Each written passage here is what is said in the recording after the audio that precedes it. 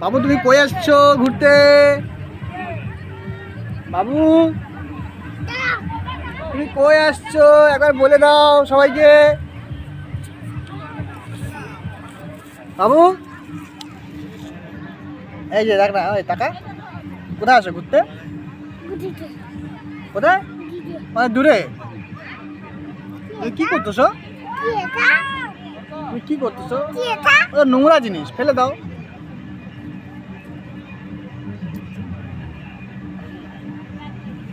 বাবু আজকে আসছে আমাদের সাথে সামসিং এ।